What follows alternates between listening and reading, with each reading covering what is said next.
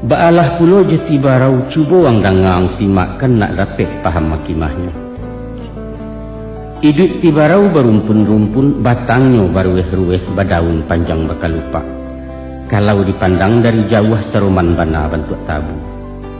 Tapi di mamah haram baraya rasu amba indak batantu pengicuah gadang mukironyo.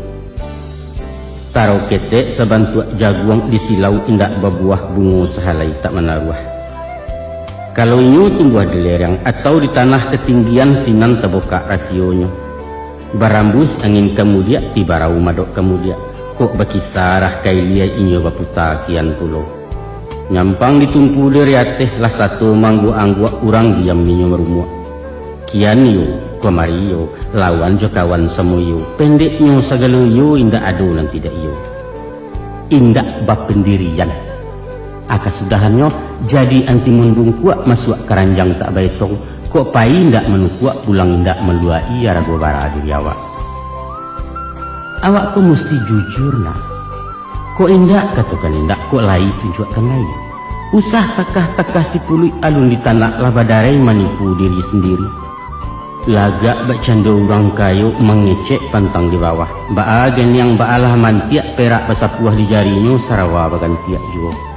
Padahal baju basalang balagakan uang. Tio kalapau tio utang, cah bon cah pinjaman sekali ndak babayaran ditunggu orang di harianya.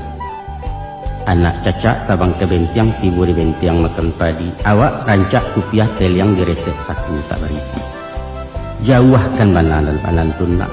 Hongih kecek orang kampung bagunjiang orang sukidah. Ada puluhan seorang cadia. Manggaleh hinyonan santiang. Impor ekspor buah tutuannya bursa efek nan tahu bana. Paisok kawan santuangnya. Jauh gamu hinyonan paham. Nahu sarah mantiak ma'ani tafsir khazan Imam Ghazali. Kasurau tiap wiraya. Jo politik tahu dahulu.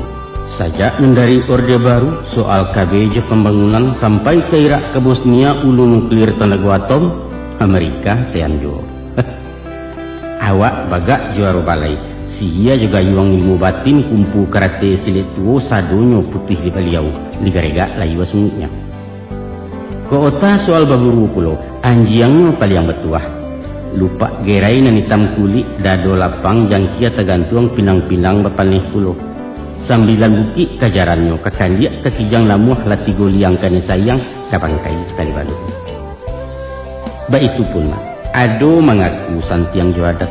Pantun papatah maya bana luak 3 lareh nan 2 katu ampe undang 2 baleh pecahan undang 20.